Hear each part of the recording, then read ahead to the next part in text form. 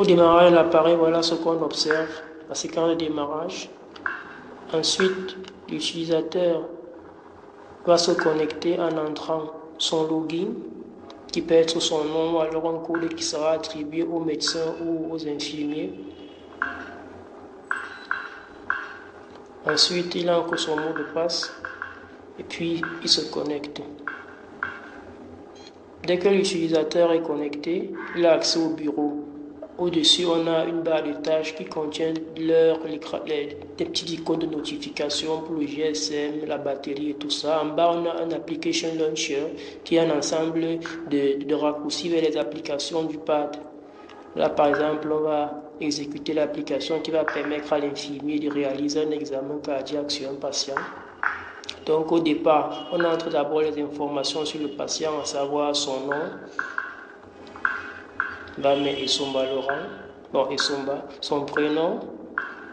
On va mettre Laurent. Ensuite, son âge. On va mettre 38. Et enfin, son sexe. Dès que les informations sur le patient sont entrées, on peut maintenant démarrer l'examen. Donc là, on a l'électrocardioscope qui apparaît. Maintenant, on va démarrer un programme particulier qui tourne sur Windows Mobile qui simule le fonctionnement du cœur en émettant un signal ECG qui est transmis par Bluetooth à l'appareil. Donc là, on établit d'abord la connexion Bluetooth avec le patient numérique.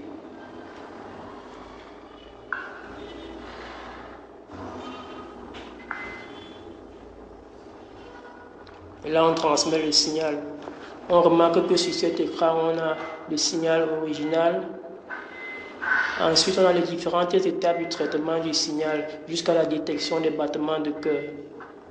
On a également la fréquence cardiaque qui s'affiche à droite, 75 battements de cœur par minute et les intervalles RR qui apparaissent. Donc si j'arrête le signal, je reprends. Là, c'est la fréquence cardiaque 75 et l'intervalle RR en millisecondes qui apparaissent en temps réel. Donc à chaque fois qu'on détecte un battement de cœur, on émet un bip. Cela nous permet un peu d'être plus précis dans le processus de notification.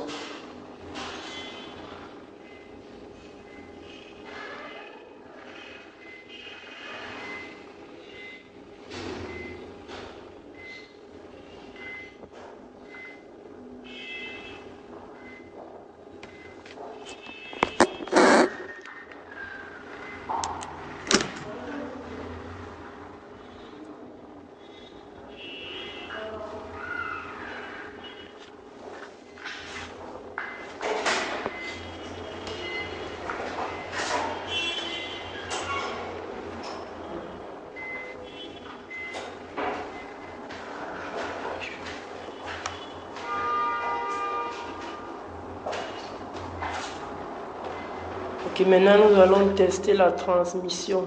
Donc on arrête l'examen et on passe maintenant à la transmission du signal. Il faut savoir que l'intérêt du CardioPad, c'est que ça sera un appareil qui permettra de transmettre le signal via le réseau GSM. Donc on va maintenant se connecter au centre de stockage des examens GSM. Donc là on dit ok, l'appareil est maintenant connecté au serveur distant. De l'autre côté, on a bien sûr le cardiologue qui attend les résultats de l'examen. Donc ça, c'est l'écran du cardiologue qui est également sur son pad. Donc le cardiologue, lui ici, se connecte afin de recevoir les examens qui arrivent par le GSM. Ensuite, on va transmettre l'examen du pad de l'infirmier vers le centre de stockage distant, là où est le serveur qui reçoit en temps réel les informations. Ok, ensuite les informations sont renvoyées au cardiologue.